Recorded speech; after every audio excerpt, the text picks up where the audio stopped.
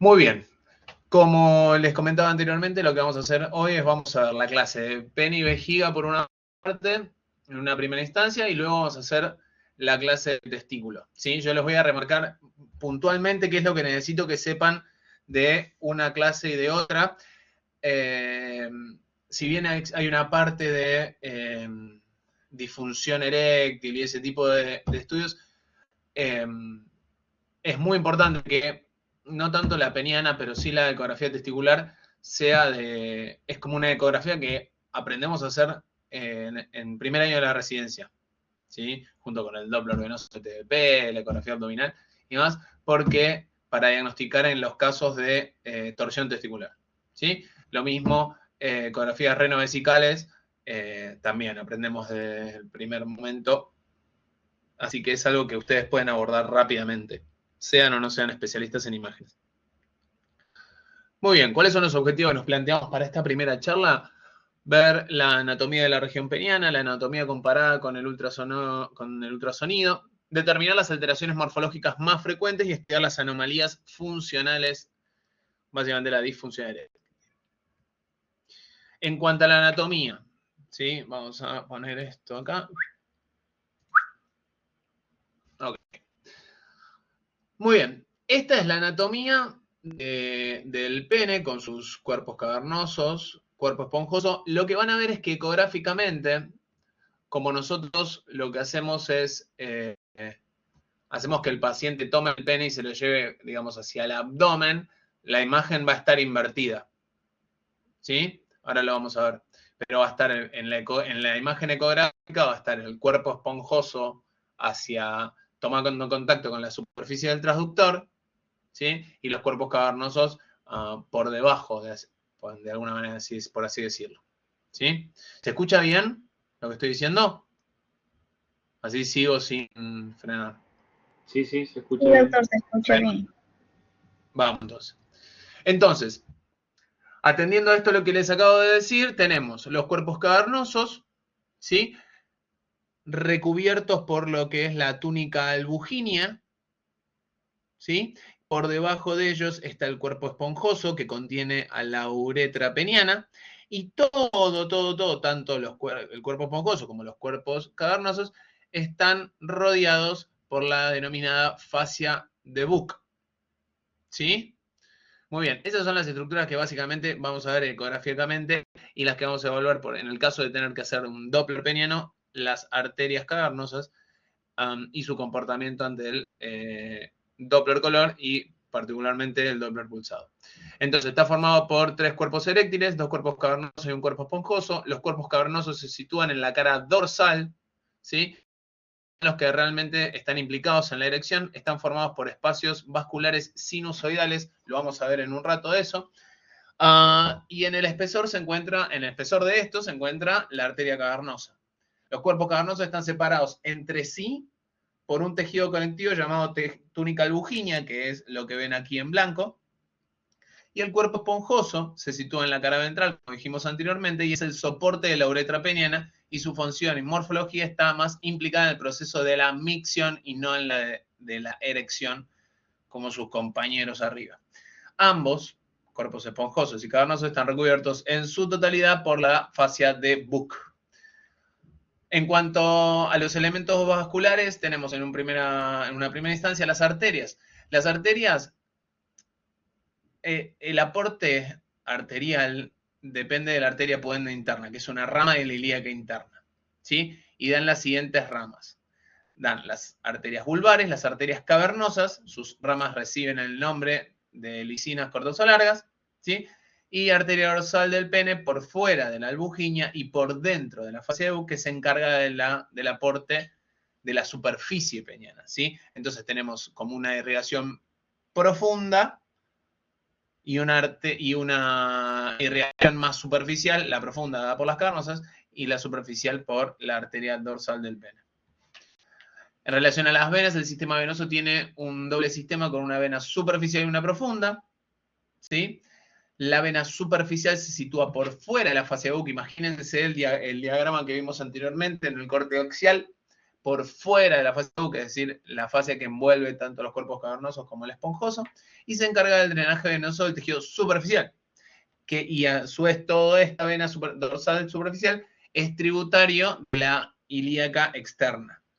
Ahora, la vena dorsal profunda del pene transcurre entre la albuginia y la fascia de Buck y recoge la sangre desde los sinusoides a través de las venas emisarias y circunflejas y es tributario del sistema venoso ilíaco interno. ¿Sí? Entonces, acá en el esquema vemos por fuera la vena dorsal superficial y por dentro la vena dorsal profunda. En el medio, ¿sí? Fascia de Buck. Una por fuera de la fascia de Buck y otra por dentro de la fascia. Entonces, ecográficamente, acá ven que no les mentía. Ustedes vieron el dibujito este dado vuelta, ¿sí? Se entrecorta. ¿Se corta el audio? ¿Se entrecorta el audio? Entrecorta el audio. Ok. A ver, déjenme probar una cosa.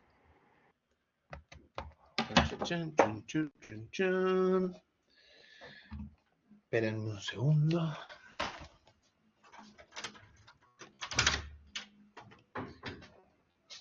Bueno, muy bien. Mientras tanto podemos seguir hablando. Yo voy transportando la computadora. A ver, ¿se escucha mejor ahí? Se está escuchando un poquito mejor. Sí, se escucha. Ahora, acá va a sonar mejor, me parece. Pero también van a sonar ruidos a niños.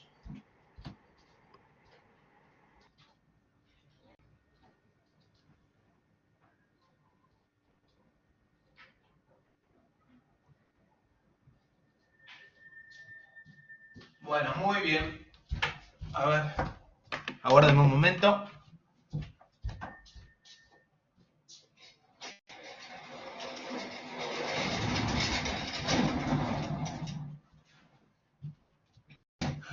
Cambié de lugar de donde siempre les doy las charlas. Y por eso pasan estas cosas. Bueno, muy bien, continuemos. Entonces, como decíamos anteriormente, acá la anatomía no cambia, lo que pasa es que el enfoque es distinto, porque estamos pidiéndole al paciente que agarre la punta del pene y la lleve hacia el abdomen. De esa manera nos queda el cuerpo esponjoso hacia arriba, digamos, tomando contacto con la superficie del transductor, mientras que, por otro lado, nos quedan los cuerpos cavernosos hacia abajo, por así decirlo, y fíjense ustedes cómo quedan envueltos por la túnica por la albuginia, los cuerpos cavernosos, y por fuera, envolviendo tanto los cuerpos cavernosos como el cuerpo esponjoso, la fascia de Buck, ¿sí? Entonces, acá los tengo, perfecto. Muy bien, fíjense ustedes, imagen A, esta de acá arriba. Los cuerpos cavernosos son las estrellas azules, como dijimos anteriormente, ¿sí? La albuginia es la flecha naranja, envolviendo los cuerpos cavernosos. El cuerpo esponjoso, es la flecha celeste, ¿sí? La fascia de Buck es la flecha roja, que envuelve todo, ¿sí? En cuanto a la imagen, lo que vemos son, por un lado, las arterias cavernosas, que son las flechas violetas, la flecha violeta, que es esta que está aquí, y las arterias helicinas, en este caso las amarillas. A nosotros lo que nos importa cuando hacemos el Doppler peniano son las arterias cavernosas. Muy bien. En cuanto a la anatomía ecográfica, en un corte longitudinal pasa exactamente lo mismo. O sea, fíjense ustedes, tengo en la imagen A, tengo el cuerpo cavernoso con la estrella azul, mientras que el cuerpo esponjoso con la estrella roja.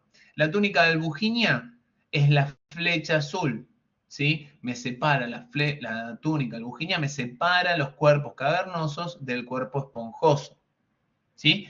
En la imagen B, lo que tenemos es la arteria cavernosa con la flecha celeste y las helicinas, que son estas que están al costadito o son más pequeñas. Vean acá la flecha amarilla.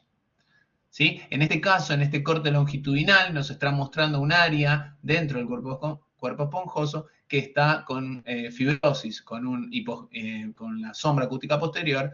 En el contexto creo que es un trauma peniano.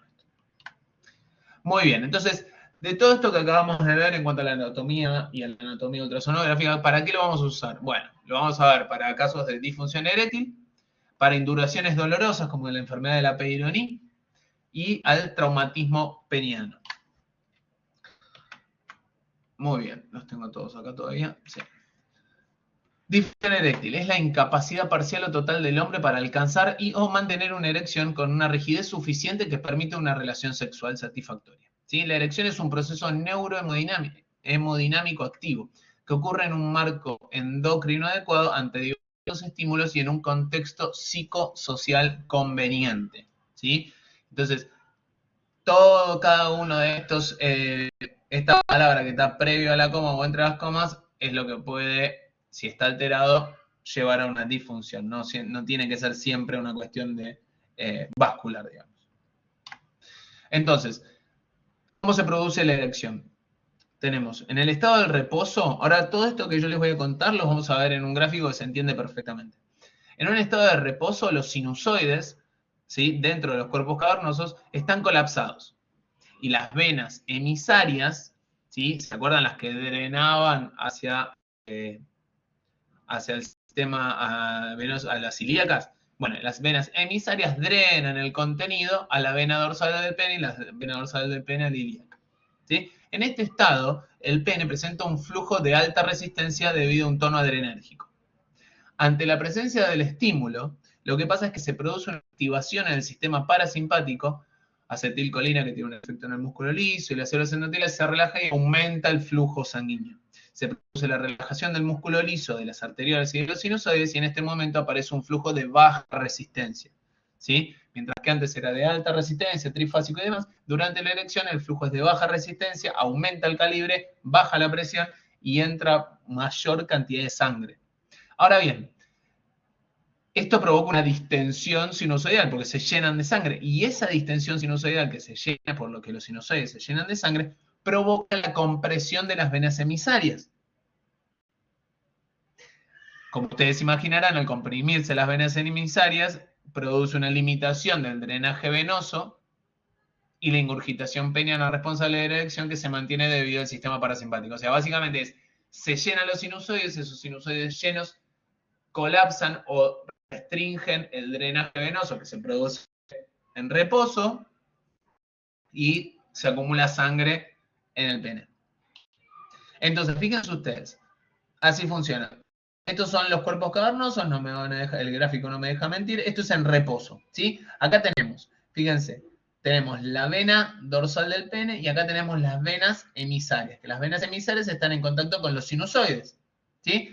En reposo, las venas emisarias sacan la sangre desde los sinusoides y se la llevan a la vena dorsal del pene. ¿Qué pasa? Durante la erección, cuando se produce el estímulo del sistema parasimpático, se produce un gran influjo de sangre a través de las arterias cavernosas y lo que hace esto es que llenan estos sinusoides y se ingurgitan. ¿Ven? Entonces, al ingurgitarse los sinusoides, fíjense cómo están gorditos aquí, lo que hacen es, fíjense acá esquemáticamente cómo desaparecen las venas emisarias que son las que estaban drenándolos. Entonces ahí se produce la ingurgitación del pene por la cantidad de sangre que tiene. ¿Sí? Entonces, en cuanto a la disfunción eréctil, lo que hacemos es, el diagnóstico son diferentes pasos. Recién nosotros al final, aparecemos al final. Historia clínica, examen físico, laboratorio, monitoreo nocturno de la tumescencia peniana, exámenes vasculares, acá entramos nosotros, y exámenes neurofisiológicos. ¿Sí? Entonces, esto prácticamente no lo hacen más, salvo que sean lugares muy, muy, muy específicos para evaluar este tipo de, para evaluar disfunción eréctil. Este estudio que yo les voy a contar no se hace más. Nosotros lo que hacemos es básicamente lo vemos todo en reposo y a partir de las velocidades de flujo que nosotros le transmitimos al urólogo o al sexólogo o a lo que fuese, al urólogo, vamos a decir, lo medican y como en la práctica lo que hacen es una prueba y error. ¿Sí? Ahora lo vamos a ver. La evaluación con Doppler con drogas vasoactivas. ¿Cómo es la técnica? Es súper cruenta. Se evalúa la pared de las arterias cavernosas. Se mide el calibre de las arterias cavernosas en condiciones basales, el cual tiene que ser entre 0,2 y 1 milímetro, y se miden las velocidades sistólicas basales, el cual tiene que ser del 15 a 17 centímetros por segundo. Es decir, en reposo yo le hago un Doppler, una ecografía del pene, prendo para ver el Doppler, y esas arterias en reposo tienen que estar entre 15 y 17 centímetros por segundo. ¿Vale? Ahora, luego lo que hacen es, se fijan qué onda la velocidad de flujo basal. Y lo que hacen luego es le inyectan a través en el cuerpo cavernoso el Trimix, que son fármacos, es un combo, un cóctel de drogas vasoactivas. Y lo que hacen, o lo que hacemos, es medimos el calibre de esas arterias post inyección, que duplican, tiene que pasar a 2 milímetros, y a su vez medimos las velocidades sistólicas post-inyección, las cuales tienen que estar en el orden de los 25 centímetros por segundo para el BPS y tienen que tener un volumen de fin de diástole menor a 5 centímetros por segundo. Eso nos habla de que está entrando mucha sangre y que a su vez con el volumen de fin de diástole chiquito nos dice que se está drenando poca sangre. O sea, entra mucha y se drena poca. Entra mucha y se drena poca. Entonces, eso en condiciones normales es lo que tiene que suceder, que entre sangre y no se drene. Fíjense ustedes cómo funciona. Se debe alcanzar una velocidad de pico sistólico BPS mínima de 25 centímetros por segundo, lo que supone un aporte suficiente capaz de extender los sinusoides. Eso es en la erección. ¿Vale? Es decir, yo inyecto drogas vasoactivas y debo ver en condiciones normales 25 centímetros por segundo de velocidad de pico sistólico de las arterias cavernosas, que acá en axial son estas dos. ¿Sí? Y en el longi es esta que está aquí. Y debe tener un volumen de fin de diástole menor a 5 centímetros por segundo. ¿Sí? Esperen que voy a tomar lista rápidamente. Así voy a hacer. Tuc. Tuc. Listo. Muy bien. Entonces, fíjense ustedes, mediciones a los 5, 10 y 15 minutos se hacen. ¿Sí? Fíjense, esto es lo que yo les digo. O sea, las imágenes son viejas porque este estudio es tan... O sea, ¿quién se sometería, habiendo tantos líos psicológicos por los cuales los varones podemos tener disfunción eréctil, quién se sometería a que le pinchen el cuerpo cavernoso, ¿no? Pero bueno, ya casi no se hace, de vuelta, es prueba y error. Si tengo difusión eréctil, te mandan al psicólogo, si con el psicólogo no lo acomodás, te dan el sildenafil o el otro, ¿cómo se llama? Bueno, el otro, el de... Bueno. Muy bien. Ya me va a salir. Entonces, fíjense ustedes, así funciona. Se dividen en 4 o en 5 grupos, dependiendo la respuesta a las drogas vasoactivas. Tenemos la N es normal, la A es anormal. Tenemos un grupo 1, ¿sí? Que es todo normal, es decir, lo mido en basal y tiene una BPS mayor a 15, entre 15 y 17. Lo mido luego de la inyección y me da más de 25, ¿sí? De BPS, y le mido el volumen de fin de diástole y es menos de 5, ¿sí? Es decir, una persona, un tipo totalmente normal, ¿sí? Responde. El basal está bien, la sístole está bien y la diástole está bien. El grupo 2 tiene una velocidad basal que es anormal, no llega a los 15 centímetros por segundo. Este es el gran grupo, la gran cantidad de gente que atendemos nosotros en consultorio que no requiere que le inyecten drogas vasoactivas, está acá, ¿sí? Y después con las drogas vasoactivas funciona bien. A estos les dan el Viagra o el otro, el Invictus es el nombre, no me acuerdo la droga. Bueno, en fin. Y andan bien, o sea, tiene buena velocidad de pico sistólico y buen volumen o poco volumen de fin de diástole. El grupo 3 es anormal, después le inyecto de la droga vasoactiva, no llega a los 25 centímetros por segundo y tiene... Pero ¿qué pasa con este? Fíjense ustedes, lo que hace es anormal, en este caso tenemos velocidad sistólica es normal y la velocidad diastólica es normal, es un déficit arterial leve. Le doy medicación y anda bien. En el grupo 3, lo que tengo es una velocidad basal anormal, lógicamente. Le pongo la droga, la velocidad sistólica no es buena, pero es normal el drenaje. O sea, los sinusoides se colapsan de alguna manera y entonces solamente el déficit es arterial. El grupo 4 tiene la particularidad de que es buena la respuesta arterial, pero es defectuosa. Sí, toda la filo. Es el toda la filo. Ahí vamos. Perfecto, gracias. Toda la filo. El sildenafil, ¿no? Y el toda la filo. Muy bien. Entonces, fíjense ustedes, el grupo 4. El grupo 4 lo que tiene es anormal, basal, lógicamente, y por eso consulta. Responden bien las arterias, pero el drenaje venoso es demasiado. O sea, la velocidad de diástole es muy alta. Quiere decir que entra mucha sangre, pero como entra, sale. ¿Sí? Ese es el que puede mantener la erección, o sea, puede generar la erección, pero se le baja. Y después el grupo 5 es el que es todo anormal. ¿Sí? Ante la inyección de drogas vasoactivas. A ver, chicos, chicas, imagínenselo no con la droga intracavernosa, con el Trimix que le conté, pero imagínenselo como si como funcionase con las drogas para estas, las que estamos hablando. O sea, las dificultades se producen o en el aporte arterial o en el drenaje venoso, ¿sí? Y dependiendo cada una es que va a funcionar de una manera u otra. Entonces acá les hice un cuadrito para resumir lo que estábamos diciendo, ¿sí? Grupo 1, grupo 2, grupo 3, grupo 4 y grupo 5. El grupo, generalmente, la movida es con dificultades arteriales. Siempre las velocidades basales son anormales, menos de 15, menos de 15, menos de 15, menos de 15. Y lo que sucede es que luego de inyectada la droga, los que tienen déficit arteriales van a mejorar en el caso del cuando es leve, y los que tienen déficit arteriales moderados severos, aún con la inyección de la droga vasoactiva, no van a poder mejorar el volumen de pico sistólico, mientras que el volumen de fin de diástole lo van a tener normal.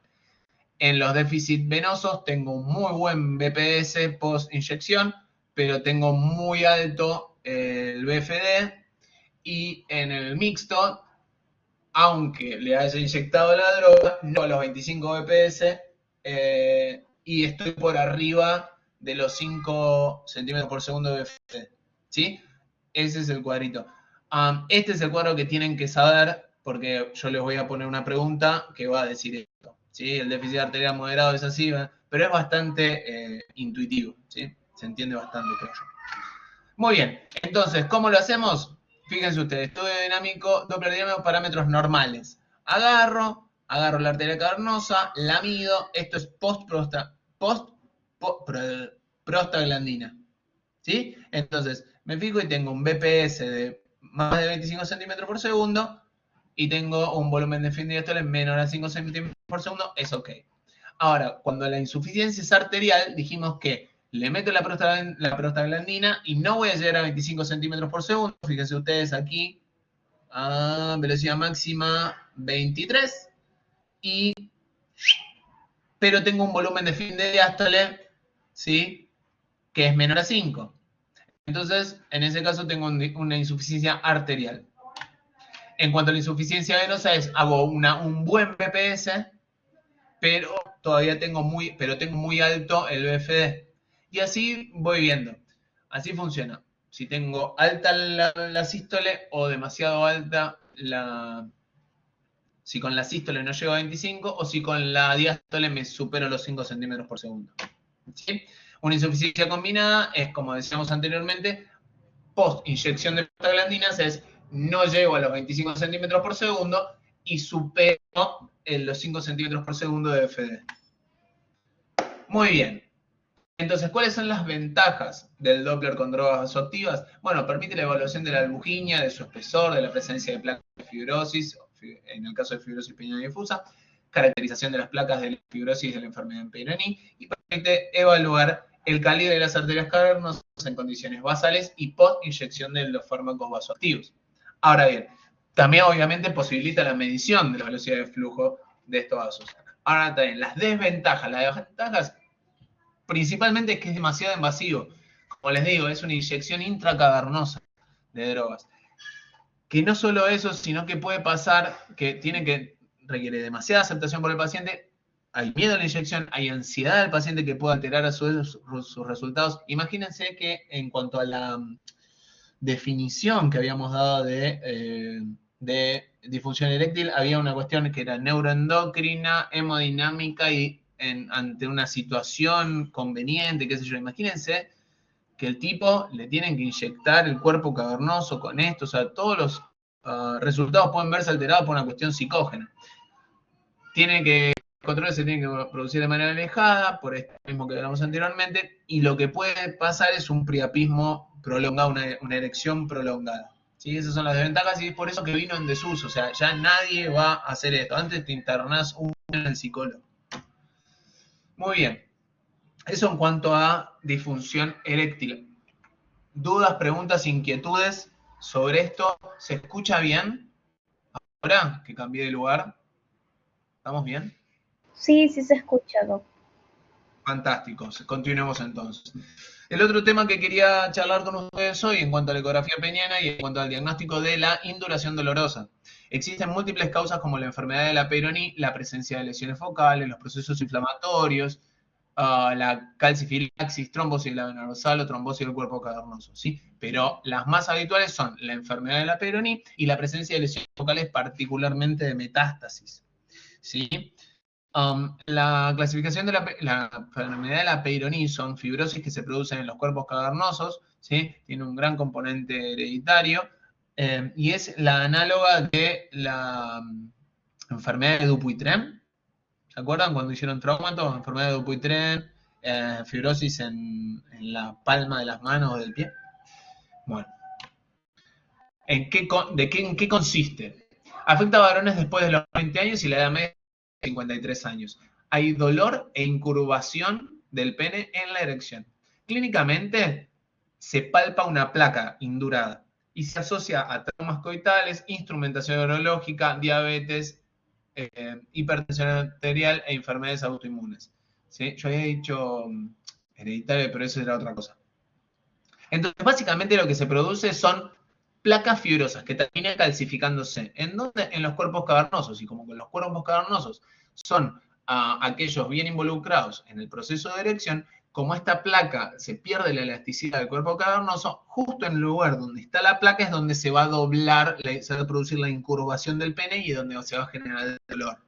¿Sí? Como ustedes imaginarán, al hacer la ecografía, lo que voy a ver es una placa blanca, ¿sí? Como si fuera una tipo 5 cuando hacemos la Doppler de vaso del cuello, con sombra acústica posterior. Entonces, fíjense ustedes, en la imagen A se identifica una placa blanca, porque lógicamente esto va progresando, empieza como una fibrosis y luego se calcifica. Fíjense, aquí esta es la imagen A, es una placa blanda que está aquí. ¿Ustedes dónde se ve? Bueno, es este sector que hay una desestructuración. Cuando nosotros agarramos y hacemos la ecografía es más fácil, ¿no? Pero la placa blanda tiene la particularidad de que no genera tanta sombra, es un lugar donde se ve alterada la disposición normal o que tiene el resto del cuerpo cavernoso, ahí ve una placa. Además, particularmente es donde el paciente se la palpa. Entonces, alteración de la estructura del cuerpo coincide con la induración referida. En la imagen B, aquí, lo que vemos es una placa fibrótica hiperecogénica, ¿sí? Con retracción de la albuginia. ¿Sí? Fíjense ustedes, aquí donde vemos que la albuginia que recubre el cuerpo cavernoso está tironeada hacia adentro por esta área de fibrosis, que después se terminan calcificando. Entonces, el estadio final es la calcificación, que es lo que decíamos anteriormente. Las imágenes corresponden a un paciente con enfermedad de la Peyronie. Se observa una placa calcificada en su cuerpo cavernoso, es esta que está aquí, y ustedes verán que está calcificada y no me dejará mentir, por la sombra acústica posterior. En el plano axial, en la imagen A, y en el longitudinal, en la imagen B. Este es el plano axial, aquí lo tienen con su sombra acústica posterior, y se ve un punto. Cuando yo estiro veo que en realidad es una placa mucho más grande y en el sector de su tercio medio, porque esta placa va de aquí hasta aquí, en su tercio medio se ve la sombra acústica propia del área calcificada. Y acá vemos como el Doppler no tiene nada que ver, acá te muestran los parámetros normales, más de 25 centímetros por segundo de BPS, menos de 5 centímetros por segundo de BFD. Muy bien, esa es una de las causas de induraciones. Entre todas las causas que hay, la enfermedad de la Peyronie es una de las causas más frecuentes. La otra es la presencia de lesiones focales. Las lesiones es una causa menos frecuente, pero pueden deberse a tumores primarios del pene, típicamente el escamoso, superficiales y de muy baja incidencia. Y algo más frecuente es la presencia de las metástasis, que son estas que están aquí en la foto. Fíjense ustedes, como vemos áreas de baja ecogenicidad y márgenes vagamente definidos en algunos sectores, ¿sí? Acá las vemos vascularizadas, esta es la misma imagen que utilizamos antes para ver el tema de las arterias helicinas y la arteria cavernosa. ¿Sí? En su interior de los cuerpos eréctiles que suelen tener su origen en tumores prostáticos y de recto. En los casos, la ecografía puede ser guía útil para la punción. Es terrible. Muy bien, eso en cuanto a induraciones dolorosas. Ya vimos la parte de disfunción eréctil, vimos la parte de induraciones. Vamos a pasar al traumatismo. Las lesiones más frecuentes, aparte, secundario del trauma, es la ruptura de los cuerpos cavernosos. También se pueden producir las lesiones vasculares y o hematomas. Los hematomas del tejido celular subcutáneo son poco frecuentes. Se dan a traumatismos indirectos con pene en reposo. Es más probable en pacientes con alteraciones de la coagulación. Esos hematomas que aparecen en el pene, en el dorso del pene. Bien. Los pseudoaneurismas postraumáticos son una complicación traumática muy infrecuente, gracias a Dios. Se producen debido a una lesión de la arteria cavernosa que se comunica con los sinusoides. ¿Se acuerdan cómo habíamos dicho en el esquema que vimos? Bueno, en este caso se lesionaría la arteria cavernosa, se comunica con los sinusoides y genera un pseudoaneurisma. Esto deriva en un priapismo de alto flujo por hiperaflujo arterial a los sinusoides en la zona de lesión. Es una situación calamitosa. Y luego lo que tenemos es, yo voy chequeando la clase porque el tema de la señal, es la ruptura peniana, ¿sí? Que se trata de una emergencia urológica que es rara, por suerte se ve un traumatismo cerrado con pene en erección. Yo vi esto una vez en el Dupuytren, es algo espeluznante. O a traumatismos abiertos, se define como ruptura de un cuerpo esponjoso y disrupción de la túnica albuginea con la formación de un hematoma. El hematoma contenido por la fascia de Buck. Se parte en erección, se parte el cuerpo cavernoso lleno de sangre, se rompe la túnica albuginea, disculpe, que contiene esos cuerpos cavernosos y se aloja la sangre entre la túnica albuginea y la fascia de Buck. El factor pronóstico más importante es la integridad de la túnica albuginea. ¿Sí? O sea que el hematoma o la ruptura se encuentre contenida por la túnica albuginea. ¿Y dónde se ha roto el pene? Muy bien. Entonces, fíjense ustedes. Este es un hematoma, ¿sí? En la imagen definimos ambos cuerpos cavernosos. Claro, acá en toda esta imagen, para que nos demos cuenta de la magnitud del impacto del trauma de esta persona, están usando un convex. ¿Sí? A diferencia de lo que usamos habitualmente, que es el plano, acá están usando el abdomen. ¿Por qué? Imagínense la zona testicular, peniana, acá es todo, llena de sangre, tan llena de sangre que tengo que usar un traductor de baja frecuencia para poder ver todo. Acá solo esto es el pene. ¿Sí? Estos son los cuerpos cavernosos. Este es el cuerpo esponjoso y todo lo demás es sangre. ¿Sí? Dice es un hematoma subagudo porque tiene sangre en diferentes estados de coagulación. Pero sí, ¿ven cómo tengo que utilizar este traductor? Porque en axial, imagínense, están apoyando un cóccix en un axial en un pene y puedo apoyar toda la superficie. No queda en el aire. Es porque hay sangre por todos lados. Ahora bien, esto es un hematoma intracavernoso, ¿sí? Esto es un traumatismo mediano, vemos el hematoma alrededor. Lo que les voy a mostrar ahora es a partir de una ruptura peniana y vemos el hematoma adentro del cuerpo cavernoso. En las imágenes A y B identificamos en el interior del cuerpo cavernoso derecho, en este caso, entre ambas capas de la túnica albuginia, ¿sí? Que son esta y esta, esta y esta, una área ovalada hipoecogénica, compatible con un hematoma intracavernoso postraumático y el accidente en bicicleta. ¿Sí? Esta es la que es terrible. En la imagen A, el hematoma, el de la primera imagen, por ahí no tenía que ver con un golpe y una lesión en el pene propiamente dicha, sino en la zona del pene, croto, que se acumula un hematoma alrededor. ¿Sí? El segundo es un hematoma intracavernoso. Esto es una ruptura del pene y hay que ver compromiso o no de la albuginia. En la imagen A, que es el que está aquí, vemos la base del pene donde se identifican ambos cuerpos cavernosos, aquí y aquí, y el esponjoso con normalidad. Por fuera de la fascia de Buck hay un extenso contenido hiperecogénico homogéneo y se trata de un hematoma agudo. Todo por fuera de la fascia de Buck, o sea, atraviesa la albuginia y llega por fuera de la fascia de Buck. Entonces queda contenida por el dartos. En la imagen B, aquí, es un plano, un axial, y en la C, que es esta que está aquí, que es longitudinal, se identifica un gran hematoma. Acá tenemos los cuerpos, el hematoma está aquí, ¿no? ¿Sí? Aquí y aquí. Y se coloca entre la albuginia, ¿sí? Que está aquí, y la piel. Esto no es, perdón, está mal dipeado. Esta es la fascia de Buck y la piel. ¿Sí? Apreciamos asimismo la ruptura del cuerpo cavernoso izquierdo con disrupción de la albuginia. ¿Sí?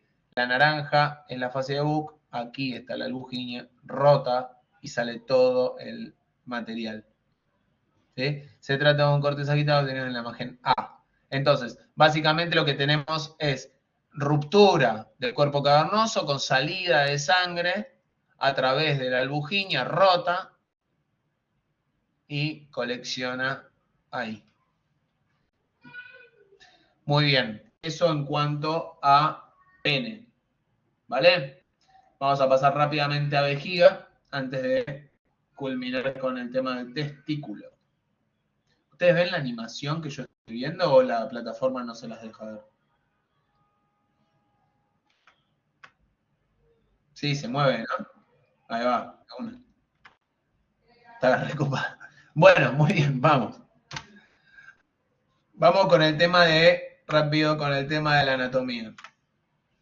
Muy bien. La pared vesical, el pene no tanto, pero la vejiga la van a ver en todos los tiros. O sea, cada vez que le van a ver un abdomen completo o un reno vesical la tienen que evaluar. Y uno siempre como queda para el final, no le presta tanta atención. ¿Sí? O por lo menos veo que los residentes no le prestan tanta atención a veces y hay que hacer énfasis en un estudio como corresponde a la vejiga. La pared vesical consta de 4 capas y una más externa que la cubre parcialmente, ¿no? No vamos a entrar en esta parte porque no me interesa. Lo que vemos ecográficamente es esta imagen que todos ya habrán podido generar en sus prácticas. Tenemos una vejiga llena, parece como una formación anecoica en hipogastrio, ¿no? Por encima de la sínfisis pubiana, con paredes lisas y finas menores a 3 milímetros, y su piso se sitúa a nivel del borde superior del pubis. ¿Sí? Muy bien. Por debajo del piso se proyectan las vesículas seminales y la próstata en el varón y el útero en la mujer. ¿Ok? Utilizamos la vejiga llena para que, por medio del refuerzo acústico posterior, podamos iluminar tanto útero y próstata. Eso lo han visto ya. Entonces, ¿para qué estudio la vejiga? ¿Por qué me mandan a ver un paciente y hacer una ecografía de vejiga? Bueno, por hematuria, pacientes con infecciones urinarias a repetición, pacientes con disuria, pacientes con incontinencia o con retenciones urinarias, masas pelvianas o traumatismos pelvianos. Entonces, ¿pero qué debemos valorar? La clase de vejiga particularmente, vamos a abordar esto, es lo que tenemos que ver de la vejiga, más allá del por qué me lo piden. ¿Sí? Lo que tenemos que valorar es el volumen vesical, el espesor de la pared, ya sea focal o generalizado, la presencia de imágenes agregadas en la vejiga. La presencia de lesiones sólidas o mixtas en la luz de la vejiga. Formaciones quísticas o saculares dependientes de la pared. Alteraciones en órganos adyacentes, por ejemplo, próstata y útero.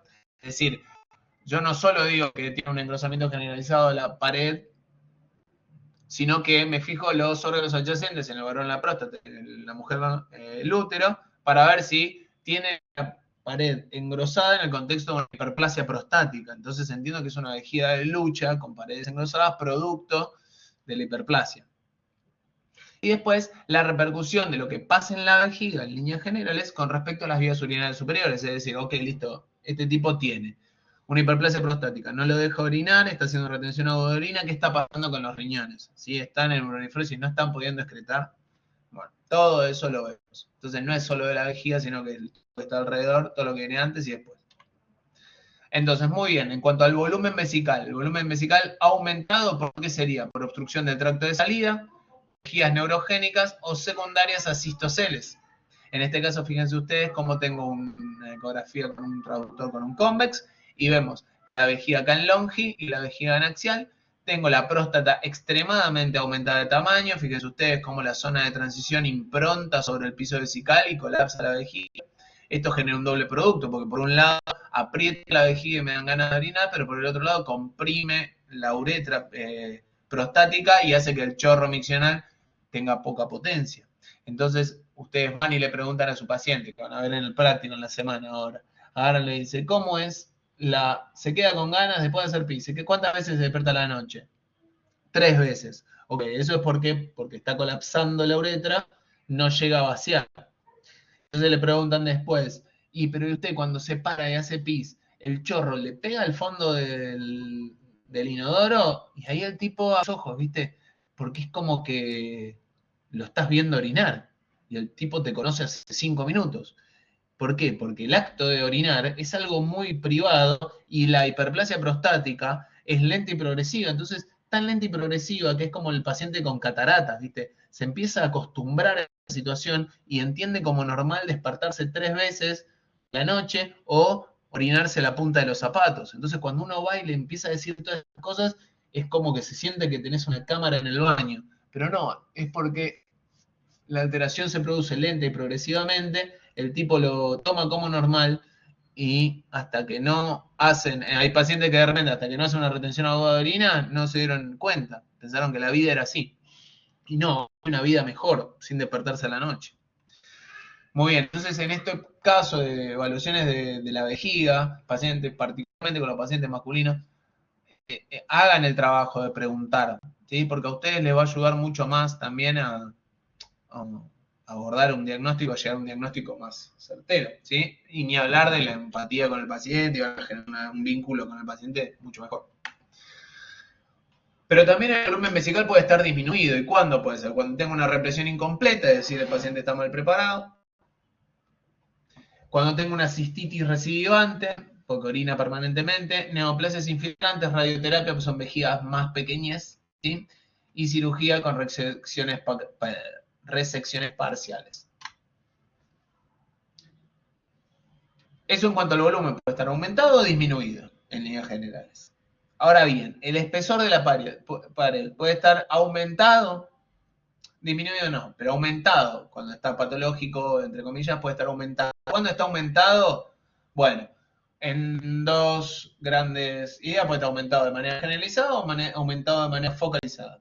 En cuanto al volumen, al espesor parietal generalizado, aumentado de manera generalizada, tenemos enfermedades inflamatorias crónicas que provocan un engrosamiento de la pared con reducción del volumen vesical y muchas veces se asocian a hidronefrosis, porque lógicamente esa vejiga no se está vaciando, entonces eso hace que también secundariamente generemos la dilatación pielocalicial bilateral.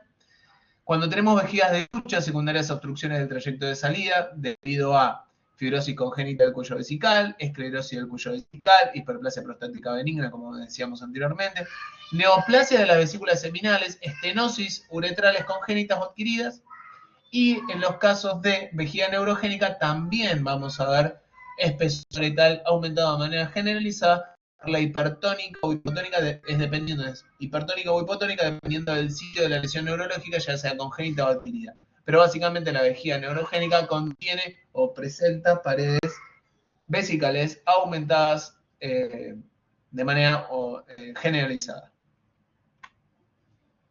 Ahora bien,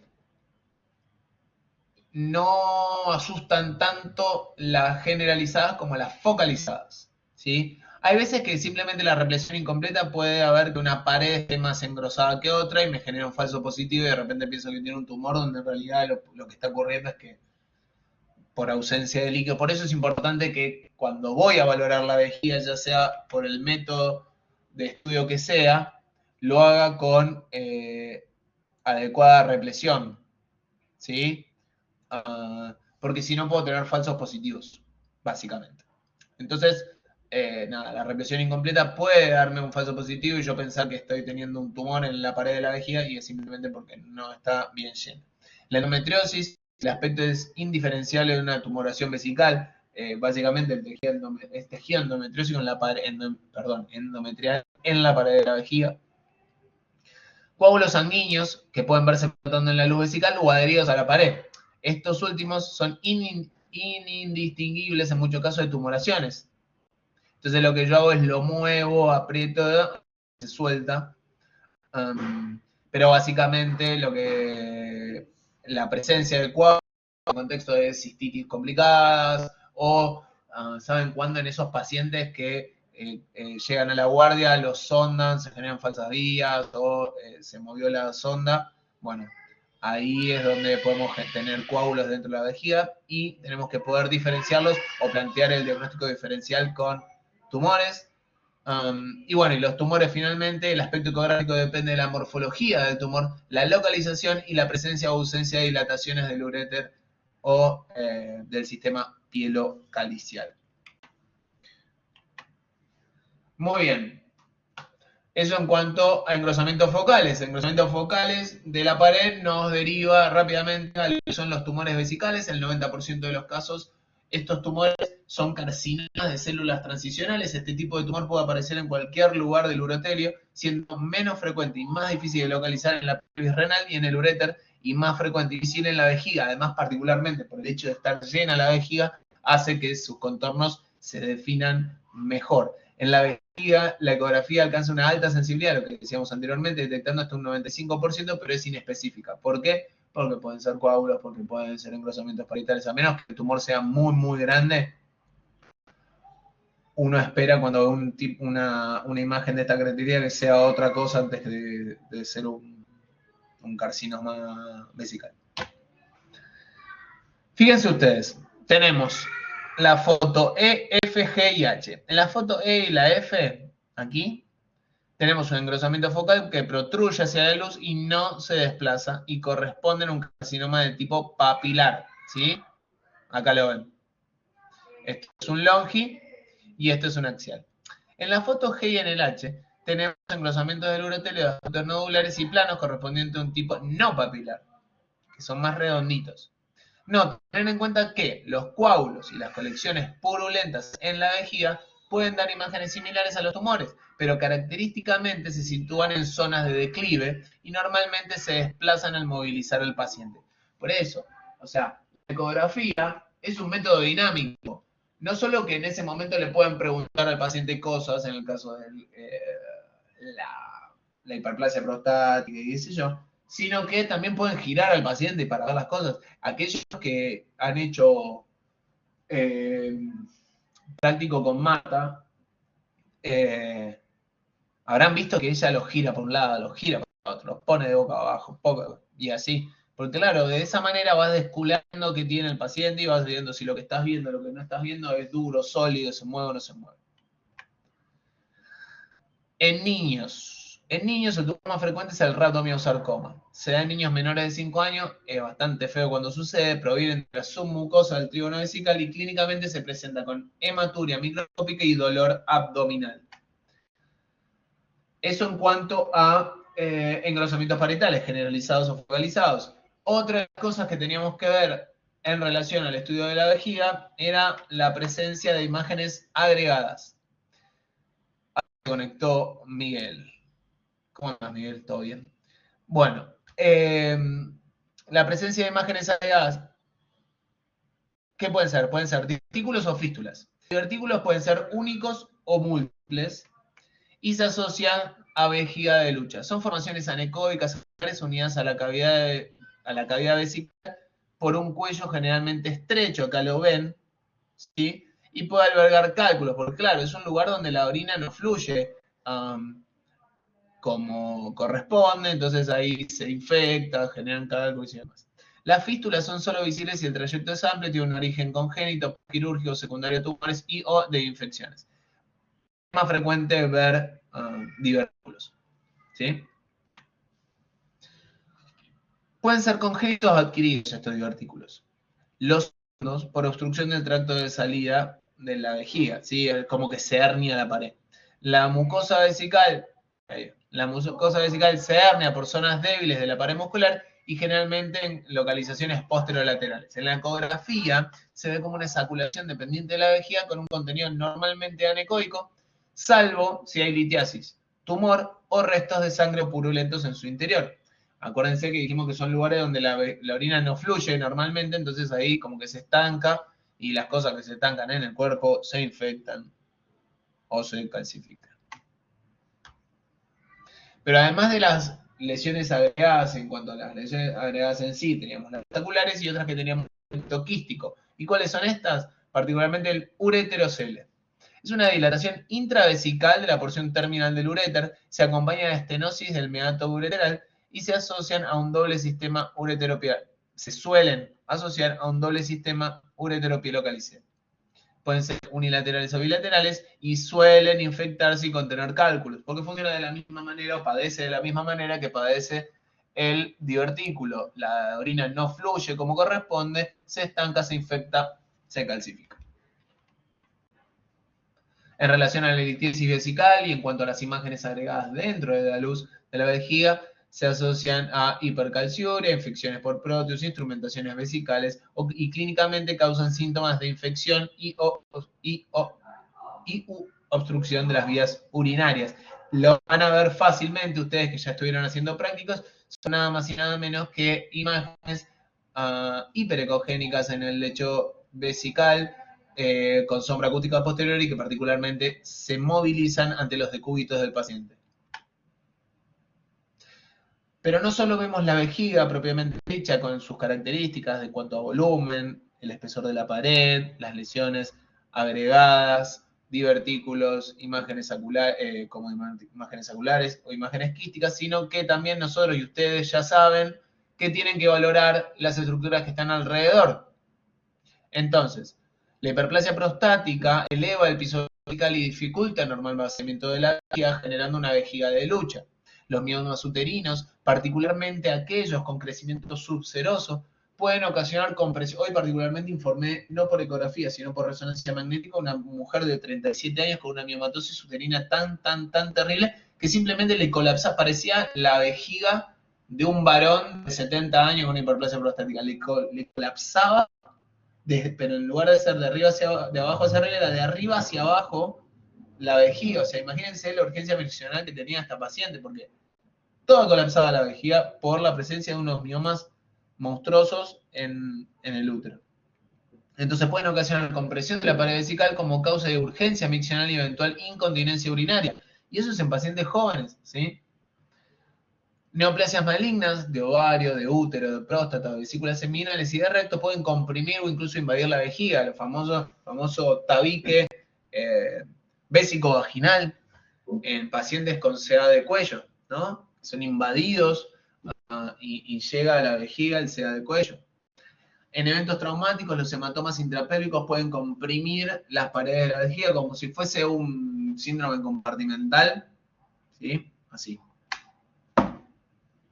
Y lógicamente no solo los órganos adyacentes, sino que también tener en cuenta qué es lo que está pasando con las vías urinarias superiores. Al ocupar una posición intermedia en las vías urinarias, la vejiga, al ser afectada por alteraciones que comprometen la salida de la orina, compromete en mayor o menor medida las vías urinarias superiores, lógicamente. En estos casos, lo que pasa es que se ven afectadas las desembocaduras de los uréteres como expresión de la presencia de reflujo vesicoureteral que condiciona a su vez su eventual hidronefrosis.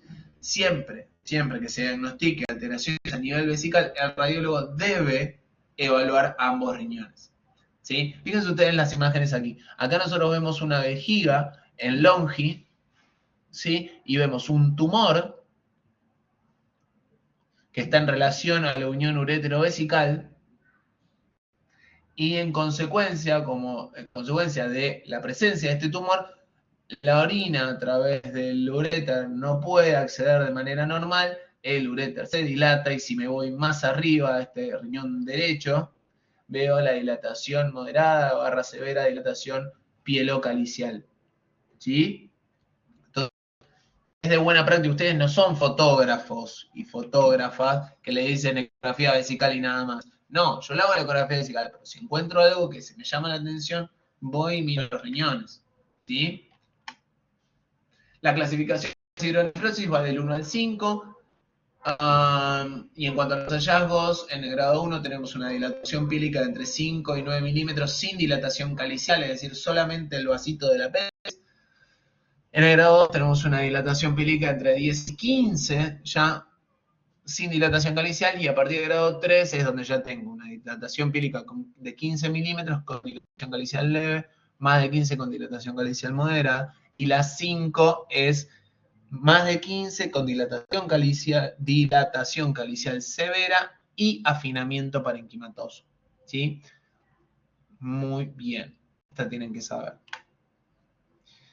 Para terminar con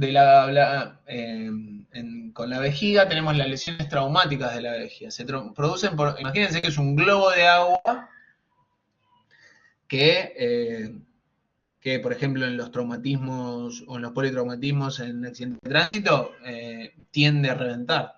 Entonces se producen por trauma directo sobre una vejiga distendida, en la fractura de pelvis o como complicación de la instrumentación vesical. La ruptura puede ser intra o retroperitoneal.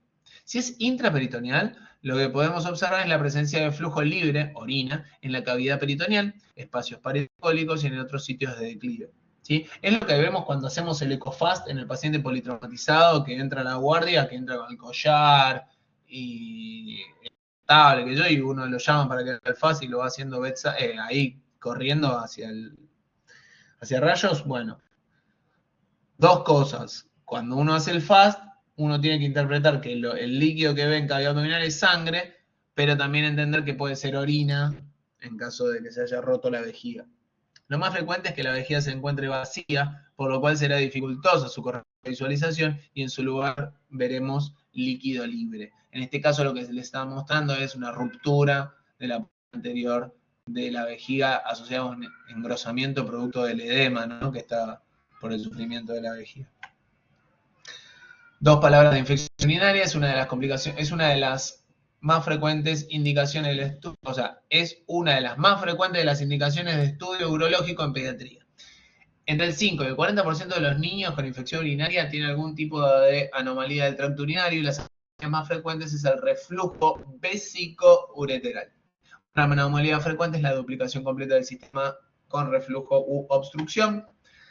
La ultrasonografía es el primer método de examen que se utiliza y particularmente en el caso de los niños es el único. El paso siguiente es la investigación del reflujo vesicoureteral y solamente cuando el reflujo es de un grado importante se podrá observar cierto grado de hidronefrosis. Fíjense ustedes también, esto ocurre, no digo frecuentemente, pero es algo que pueden llegar a ver en el ámbito hospitalario. La cistitis esofágica se asocian a infecciones bacterianas, virales o fúngicas, a la presencia de zonas vesicales que estén por mucho tiempo, o instrumentación vesical, y se caracteriza por dolor, disuria y poliacuria. Fíjense cómo no les mentía con lo que les dije anteriormente, que son casi indistinguibles los coágulos sanguíneos o el pus con los tumores. A cualquiera de ustedes que hace esta ecografía, yo les juego que llegan a ver esto y se infartan. O sea, piensan que están enfrente de un tumor y que esa persona le esperan unos meses durísimos. Y puede ser ni más ni menos que sangre o pus. Entonces ustedes, pero esto se moviliza, entonces ustedes los mueven, además también el contexto clínico del paciente, ¿no? Con fiebre, con disúrbula, en fin. Como conclusiones de esta primera charla que vamos a tener hoy, la ecografía es el método de elección para el estudio ante y postnatal del sistema genitourinario. Está disponible en cualquier centro hospitalario, por ende, ¿por qué? De bajo costo, es accesible, no genera radiaciones y lo que vimos antes en muchas otras clases. No necesita utilización de medios de contraste, salvo en algunos estudios que vamos a ver cuando veamos la parte de Doppler. Es de suma importancia en la evaluación de pacientes con función eréctil por todo lo que vimos. Acuérdense de dónde están las alteraciones en cuando la disfunción arterial, las disfunciones venosas. Acuérdense de que post inyección de andinas, el BPS tiene que ser más de 25 y el BFD tiene que ser menos de 5, y a partir de las alteraciones que se produzcan en esos dos números es que vamos a tener disfunción arterial leve, moderada o disfunción venosa o mixta, ¿sí? Y tiene alta definición la ecografía que nos permite diagnosticar rápido de todas estas afecciones que estuvimos viendo anteriormente. Son unas conclusiones medio generales, ¿no? Tendría que ser más particulares. Muy bien, muchas gracias por escucharme en esta primera charla. Vamos a detener esta grabación acá.